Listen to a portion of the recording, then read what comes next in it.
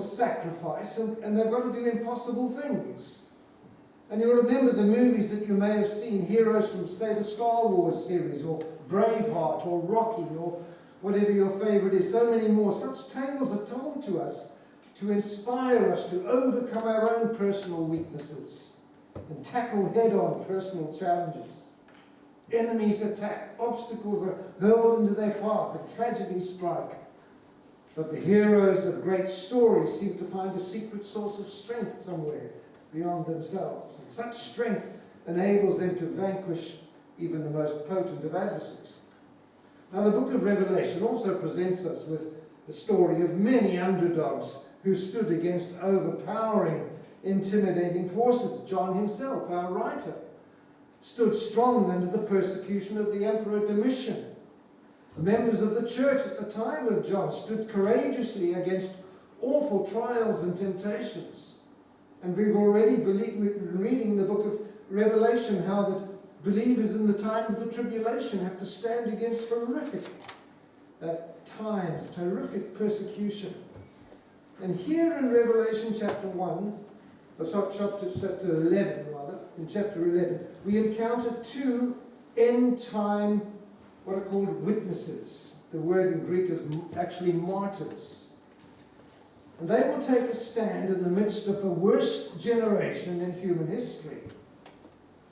But just before we tackle these two heroic men of our story, let's just not demean the term hero by applying it so freely. A hero is a person, to me anyway, who puts their own life in jeopardy to rescue somebody else. This could be a member of the public caught up in some dangerous situation. But most often our heroes come from the police, or the firefighters, the lifeguards, the rescue teams at sea, the military. I'm afraid a 20-year-old footballer who earns £300,000 a week is not a hero because he makes a last-ditch tackle or scores a last-minute goal. That's not particularly heroic. The heroes before us today are a special kind of hero. These are martyred men whose lives are taken from them in the most horrible fashion. And it's true in the world today, as we were praying much earlier in the prayer meeting, not a single day goes by in the world today when a man or a woman or a young person is not dying for their faith. Truly heroic. The outline for today, we're not going to dwell on it, but we're going to look first of all at something that is a little bit of a deviation, if you like, a diversion before we get to the story of these two witnesses. And it has to do with something called the measuring of the temple. If you've got your Bible open, it's verse 1 and 2 of chapter 11, where John says this. John says, I was given a reed like a measuring rod, and I was told, go and measure the temple of God and the altar with its worshippers. But exclude the outer court, do not measure it, because it has been given to the Gentiles. They will trample on the holy city for 42 months. What on earth is this all about? Occasionally, John the Apostle is asked to play a fairly active role, you'll notice, in these visions that he has. Last time he had to eat that little scroll that was handed to him by the angel. Now we see him being given a reed, which is like a measuring rod. It's probably a reference to a long, thin bamboo type of stem that grew copiously in the Jordan Valley. They were often almost dead straight and could grow 15 to 20 feet long. And they were normally cut to a length of about 9 feet or so and used like we would use a modern yardstick or measuring rod. They were hollow and they were light, but they were strong enough even to use as walking sticks. So he's given this measuring rod, as it were, and he's told, go and measure the temple of God and the altar with its worshippers. Why? What temple? This has been a bit of debate. Now, I'm convinced from one of my reading of the early days of the tribulation that a third temple is going to be built in Jerusalem during this tribulation period. Remember, the very first temple was built by Solomon. It was destroyed in the 6th century BC by the Babylonians. The second temple was the temple that was started after the exiles from Jerusalem were allowed to come back to the city under people like Nehemiah and others, Ezra, and people like Zerubbabel and others built the second temple. And that temple was there all along through the next 400 or 500 years. Herod comes on the scene and he decorates it and makes it quite spectacular. But it's destroyed again, this time by the Romans in AD 70. This third temple, which doesn't exist at this stage, the so-called Tribulation Temple, will be built somewhere in the first half of the tribulation, under the patronage and protection of a man that we will come to know as the Antichrist. For the Jews to wrest that site away from the Muslims today would bring about a greater war than we even have right now. In today's political climate, that's not going to happen. But passages such as Daniel chapter 9 show us clearly that under the direction of the Antichrist, a temple will be built. But why measure it? Well, it's clearly not an attempt to have some kind of physical dimensions measured, because there are none that are even recorded. So the reason for the measurement must have some deeper symbolic significance. Some suggest that on a number of occasions in the Old Testament, God sometimes marks out things for destruction. But I believe here that the measuring out is more likely symbolic of God's ownership. He's setting out the parameters of his possession. It signifies something good, because verse 2 tells us that that which was not measured was in fact evil. I see this as a reference to God measuring out, as it were, the rest or the remainder of the nation of Israel, symbolized by her temple, and he's measuring them out for protection and salvation and preservation. He's only going to measure the temple of God and the altar and its worshippers. That would mean only measuring the inner temple, if you like, the holy place, the Holy of Holies, and the altar and the courtyard. These would be places that would be restricted to Jewish worship.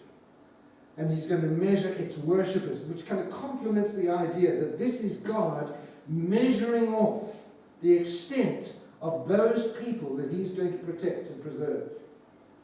But then John is told not to measure something. Exclude the outer court. Do not measure it, because it has been given to the Gentiles. They will trample on the holy city for 42 months. The closest the Gentile could ever get to the temple in the old days would be this outer court, the so-called court of the Gentiles.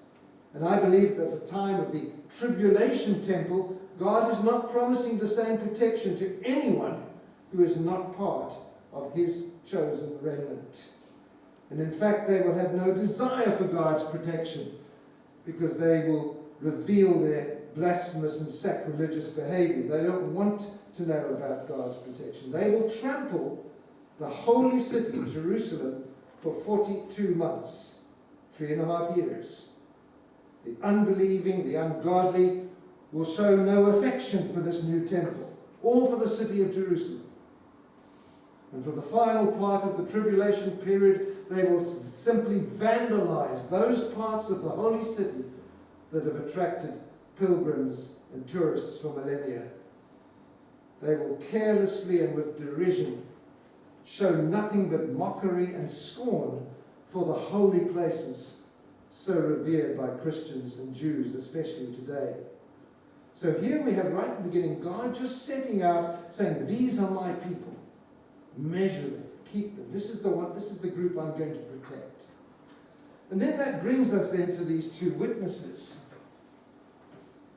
Who are they? I think we hear the voice of Christ himself here.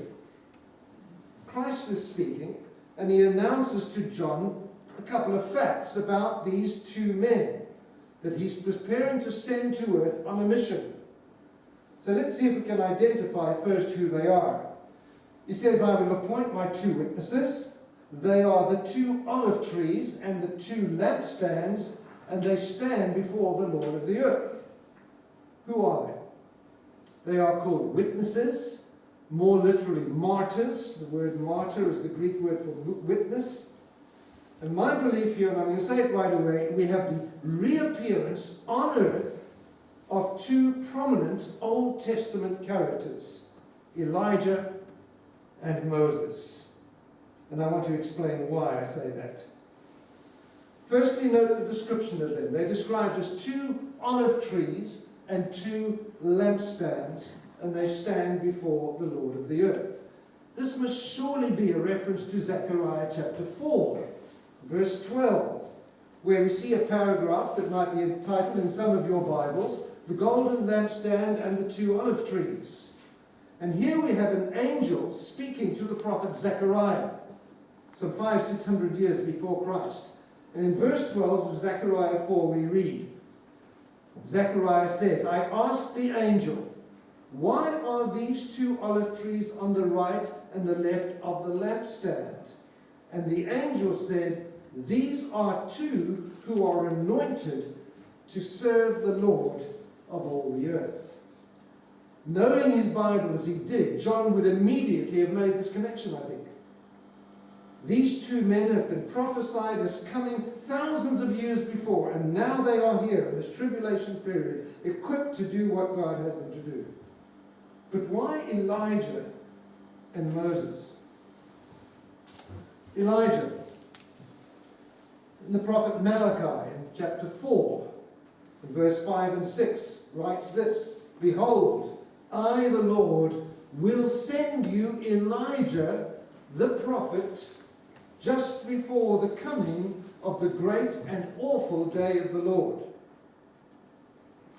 I don't believe that refers to John the Baptist, because John the Baptist didn't come just before the great and awful day of the Lord. He came before the Bethlehem arrival of Christ. God miraculously took Elijah up to heaven in 2 Kings chapter 2. These two witnesses before us today are going to experience such a miracle again. These two witnesses will prevent rain from falling. Elijah did just this in 1 Kings chapter 17. Elijah called fire down from heaven in 2 Kings chapter 7. And the two witnesses will do the same again.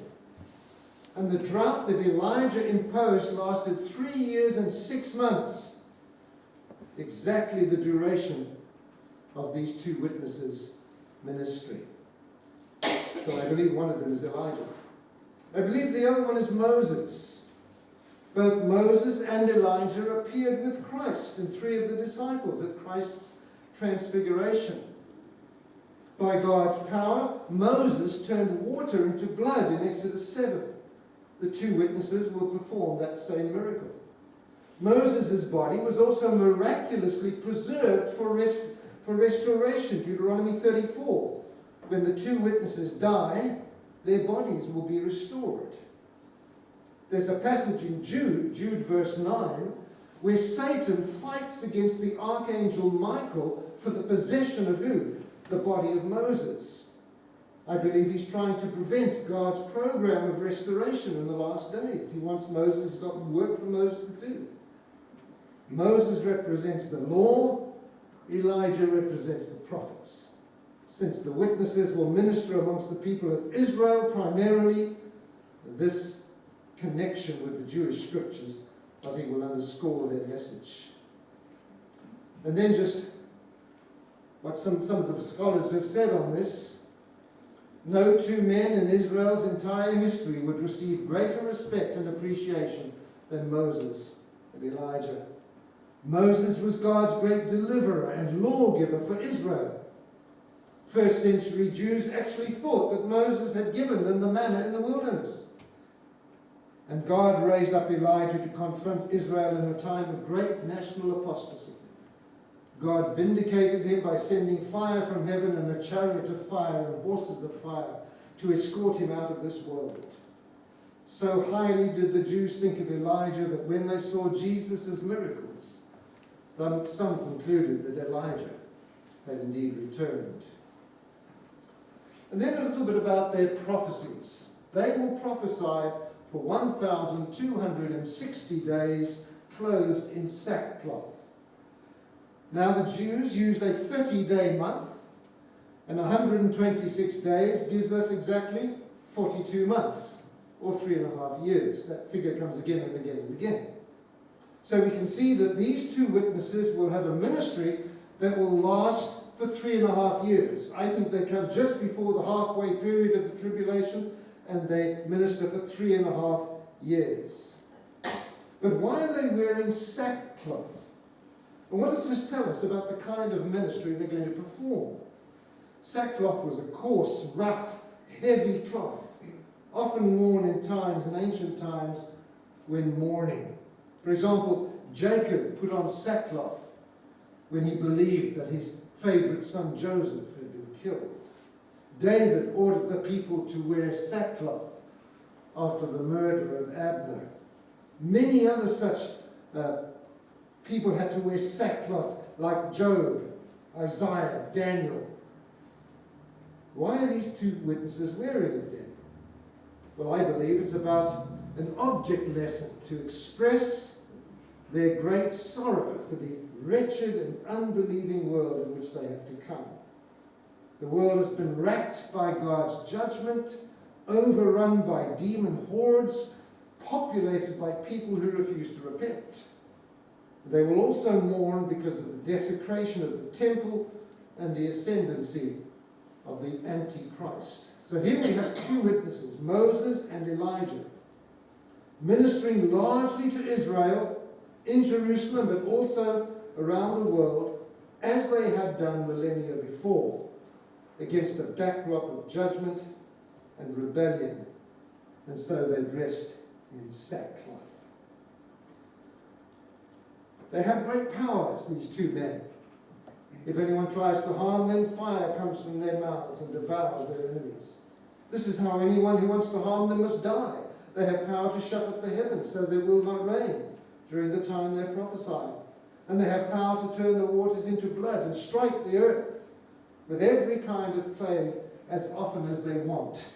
That word want is probably not the best translation. It should say as often as they see fit, as often as they deem necessary.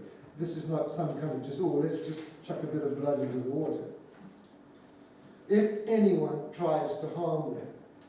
Here we have the assurance that for 3.5 years of their ministry at least, these two witnesses are going to have God's protection, as well as the power to cause destruction if and when they are opposed. Fire comes from their mouths, devours their enemies. This must be taken, I think, literally, because no one dies listening to a fiery speech. The witnesses are given, it appears, for the duration of their ministry, the ability to punish those who seek to bring physical harm upon them. This doesn't mean they're going to breathe fire on everyone who disagrees with them, but they will be protected from physical persecution. One imagines it wouldn't take long for those wanting to oppose these two men, realizing how dangerous it was going to be if they tried to start getting physical force against them. But these two witnesses have an important task. It's going to take them 3.5 years to do it, to bring in this harvest of souls of the Jewish nation. And they have to be given the opportunity to do it under God's protection. Not only will they be able to have fire from their mouths, but they have the power to shut up the heavens so that it will not rain during the time they prophesy. And turn the waters into blood and strike the earth with plagues. These two men have immense, superhuman, supernatural power, greater than any prophet since Moses, and the power that he was given to persuade the Egyptians to let the Israelites go. And you'll immediately notice the similarity between these powers of judgment and the plagues that God leveled upon Egypt in the 15th century BC. And you'll also note that these powers to stop the rain, turn the water into blood, and all that, these are all judgments that the inhabitants of the earth have already, in some degree, already experienced. This will not be the first time that God has used miraculous powers to defend his messengers. Then it all seems to go wrong. Now, when they have finished their testimony, 3.5 years, the beast that comes up from the abyss will attack them and overpower and kill them. For 3.5 years, people will try in an almost kamikaze manner to extinguish the work of these two witnesses, to eliminate them. But for the duration determined, 3.5 years, they have God's protection. However, the moment their mission is complete, the 3.5 years is up, something unexpected, at least to us as readers, happens. The beast that comes up from the abyss will attack them and overpower and kill them. This beast may be a reference to the Antichrist. It's a title used some 36 times to refer to him. We'll come to know him very shortly in our study. However, it may not be him. It may be just some other high-ranking demonic person that comes out of the abyss. The Antichrist doesn't seem to come out of the abyss, but it could be either. This creature, whoever he is enabled to kill these two witnesses. If it was not in God's plan for this to happen, he would have been thwarted. But he isn't, and the two men are killed, executed. Their bodies will lie in the public square of the great city. After the deaths, the bodies of these two witnesses will be contemptuously left to lie and rot in the city square of Jerusalem. In the ancient world, in fact, even as recent as several hundred years ago here in the UK, exposing an enemy's body to the elements was the ultimate way of dishonoring, desecrating the body of an enemy. We see way back in Deuteronomy chapter 21 that God explicitly forbade this practice amongst the Jewish people. It was a gruesome and an awful practice. The writer goes on, Jerusalem, which is figuratively called Sodom and Egypt, where also their Lord was crucified. So this is where their bodies will lie, in this city. Jerusalem is described here figuratively, mystically, spiritually as Sodom, that once great city. Jerusalem, God's city, is now so overrun with evil and immorality that people are nicknaming it Sodom. 10 times worse than Las Vegas. More than this, the city will also be referred to as Egypt, the country that has been for so many millennia the great enemy of the Jewish nation. That nation the Jewish people have always referred to as the epitome of evil.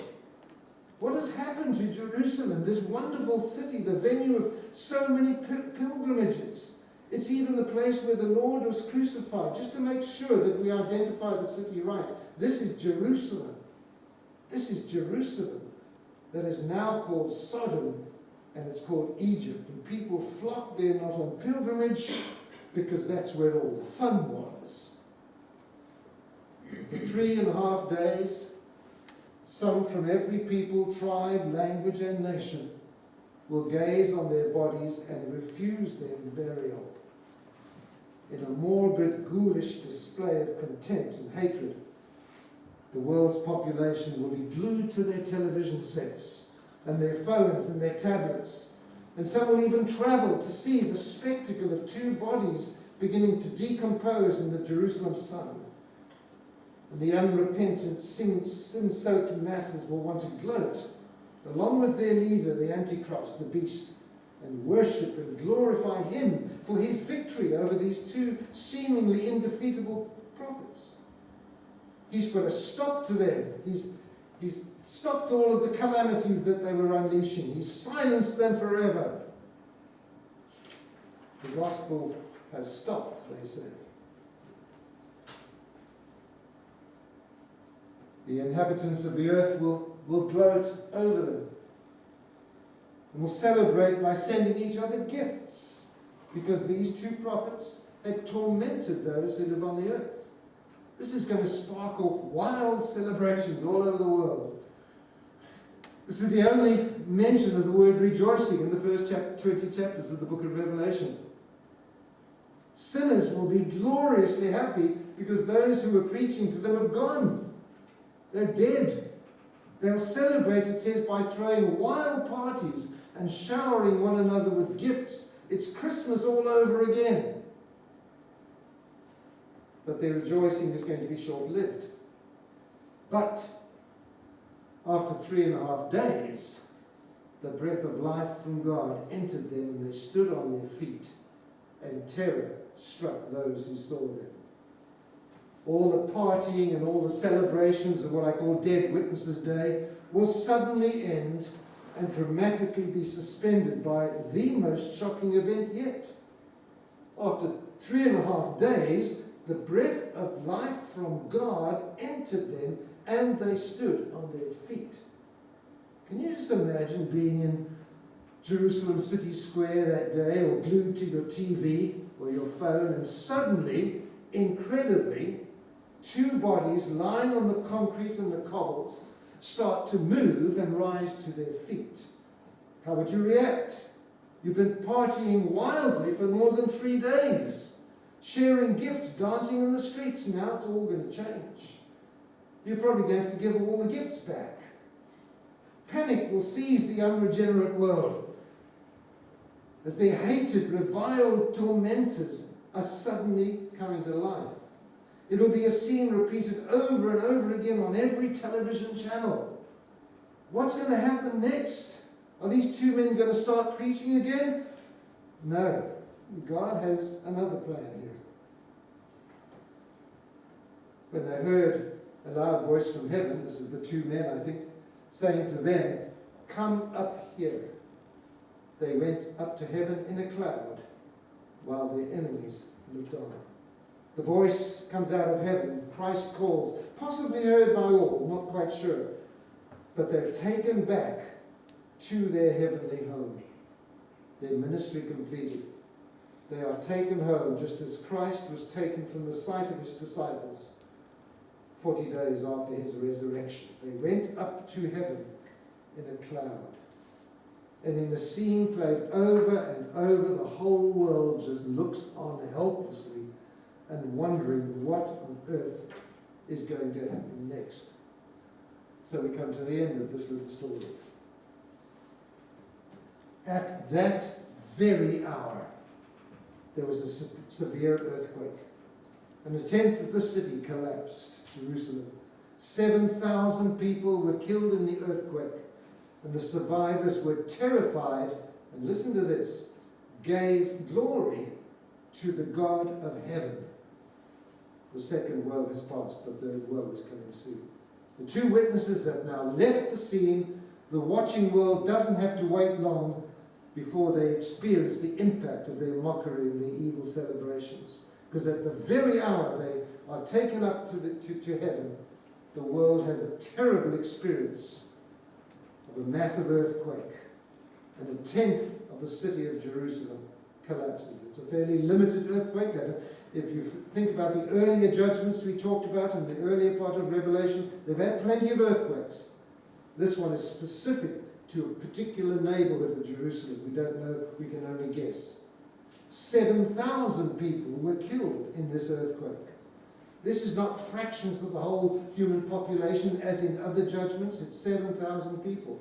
And looking into the Greek language quite carefully, it does seem to appear that a lot of these people were from the upper ranks, those in the world government being established by the Antichrist. They seem to have been, that neighborhood seems to be the one that was hit. And then something strange happens. The survivors were terrified and gave glory to the God of heaven. At last, some people seem to have their eyes opened. It's not happened before. And as most of the population of the city of Jerusalem are Jewish, it would appear that this looks a bit like a citywide Jewish revival, as God delivers his promise of salvation to those people that he measured out, and he's pledged to bless Israel. And on that positive note, this interlude of the 2 witnesses ends. It just says in closings, the second woe has passed, the third is coming soon. The second woe and the third woe, this is representation. Back in chapter 8, I think it was, we had that great eagle, that great bird that was floating above the earth. And he said, "Woe, woe, woe to the inhabitants of the earth," because the trumpet blasts are bound to be sounded by the other 3 angels. The first woe was the invasion in chapter 9 by the demonic army of 2 million men, or 200 million men, you'll remember that. The second woe has been this, impact of the two witnesses, there is one more woe to come. And that final woe is incorporated in the final judgments that will take place. So, where do we finish with this thing? I just want to say to you that God has a plan. And it's never changed, and it never will. It's in motion, and on time, and on target. And when God's hand empowers a Christian's life, a Christian's ministry, I believe that ministry will continue until God brings it to completion. Even death cannot stop the legacy of a faithful servant of Christ. Although it might be possible to silence the voice of someone who bears witness to the truth, this truth has been proclaimed and it remains indestructible. And there's one major truth that I took from this little story of the two witnesses. And it's this. God has... Sorry? Oh, there's a missing slide. My mistake. This is the truth. God transforms tragic situations into triumphant events. God has the power to take that which is tragic and make it triumphant. God has this wonderful power to take underdogs and make them overcomers. God has this power to take our weakness and turn it into strength. God has the power to take overwhelming obstacles and lead us to magnificent opportunities. Now today you can go and you can hear and read of wonderful motivational speakers and self-help gurus who try to inspire you to accomplish great things, to embrace your potential, to achieve your goals, all in your own strength. And even many Christian leaders, unfortunately, are out there today advocating a life of personal success and wealth and health and happiness. Yet when we contrast this, what I call me-centered philosophy, with the heroes of the Bible and the saints of history who accomplished great things for God by His power, both the motivation and the outcome stand in sharp contrast. We do what we do because all of the glory is God's, not ours. And I'd like to challenge you today to delve deeply, take some time, delve deeply into the lives of one or two of the great Bible characters. Have a look again at that story of David and Goliath, when they try to give him all that armor. And he says, no, I can't be doing with that. And he goes and picks up a sling with a few pebbles. Go and read the story again of Gideon and his 300 men against thousands of Midianites. Go read the story of Queen Esther against Haman. So many more. Go read some of the stories of the great missionary characters to China, to William Carey to India, Hudson Taylor to China, others, these great stories. See how God delights in turning the tables on this world mindset of bigger is better, only the strong survive. Focuses on the weakness of tragedy in a person's life and see how God enables us to overcome handicaps. Focus on what great things God was able to do through His chosen men and women. And take a moment just to observe your own weaknesses. You have them. Believe me, you do, because I have them. I know all about weaknesses. Your own inabilities, your own difficult circumstances, and note the kind of obstacles, tragedies, disappointments you've had to endure. And I've walked this path with some of you for 2 years now, and I know the tragedies, and I know the hard times that some of you have had. But ask God, who's the only source of true spiritual power, to turn your weakness into strength. Count on God to transform your tragedies into triumphs. And then I want you to do something. I want you to come here one Sunday, and I want you to stand up here, and I want you to tell us, give us a testimony of how God has used you when you committed yourself to Him and his plan for your life. I'd love to hear such stories more than any others. God takes underdogs and makes them overcomers. He turns our weakness into strength, and he takes that which is overwhelming obstacle and makes it magnificent opportunity. Father, thank you. You are a great God, all powerful. With you nothing is impossible. Oh, we thank you for the heroic stories that are before us in the scriptures, in the lives of great Christian men and women. Help us to understand what it is to know, as Paul said, in his strength was in his weakness. There's no victory in the grave. There's no victory in death. The weakness is the point of our strength. Help us to understand that today. Help us to stop trying to do things in our own strength. Let's come to you and ask you to work through our lives for your glory, not for ours, for your glory, dear Lord. Oh, Lord, make us a congregation of people who have an experience of you working powerfully in each and every life.